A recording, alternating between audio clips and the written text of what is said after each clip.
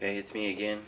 A week after the Lake Havasu Toyota Series tournament, where I finished 24th. It was a pretty good tournament. It seemed like they timed, they being FLW, timed everything right. The fish were moving up daily, and so that kind of set me back from my initial game plan, which was two first day sight fish, and then the second and third day two fish, basically just fish and try to get bites. But I adjusted and I did the best I could. Now things that I did uh, to get my fish, I used drop shot primarily with the 6-inch leader, and I was fishing the steep canyon walls. For me, that was where the bite was. I try to do similar stuff to other people, being in the tulies, staying real shallow to sight fish, and I did get a couple fish off beds, but consistently my bites came off those steep canyon walls. The worm color of choice once again was the orange crusher.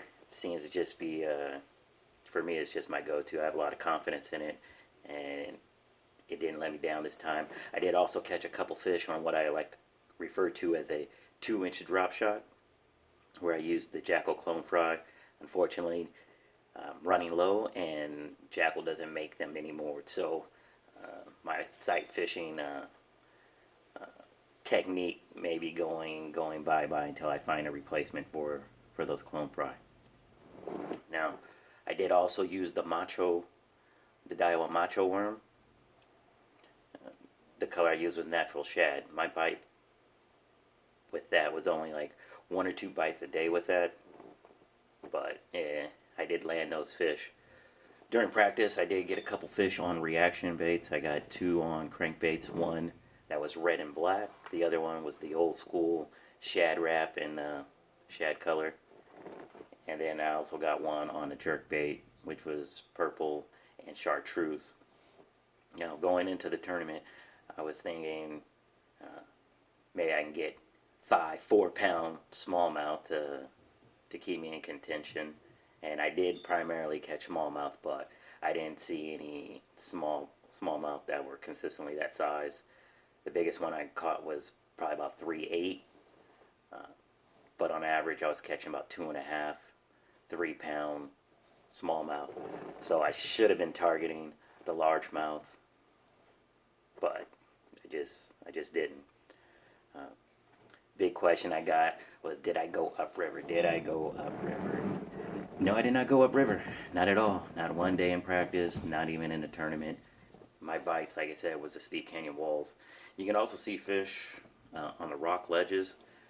You can go up, see them shallow, and then if you pull off a little bit right where that ledge stops and you get into that darker water where you may not be able to see it clearly, they have a lot of bigger female fish there waiting to scoop things up. And I caught a couple of them, but like I said, just not in that 4 pound class to move me up into the top 10 or top 20. But 24th was good. I'm very proud. It's the highest finish I've had in the Toyota series. Right now, just waiting for things to clear up. And regarding the COVID-19, I'm not sure if the Delta tournament's going to happen. And I also have to wait for the military to get rid of their restrictions of travel. Right now I'm restricted to 50 miles from my house and work, so traveling up to the Delta right now would be null and void, but we got a month away till that happens, and a lot of things could change. So overall, Lake Havasu was a lot of fun. I have the state championship if I qualify back at Lake Havasu this fall, and I saw a couple techniques that I may try next time up. I didn't get a chance to experiment while I was up there. I was just focused on finding my fish and executing, especially with most of the fish being on beds. I didn't want to run the risk of blanking, honestly. So, but kind of in the state championship, I think I'm going to swing for the fence that one and try some of the techniques I saw other people use. So, until next time, Thanks. Be safe. Once again, Nick Elliott, Titan Tungsten, and TRC Covers Pro. All right. Bye.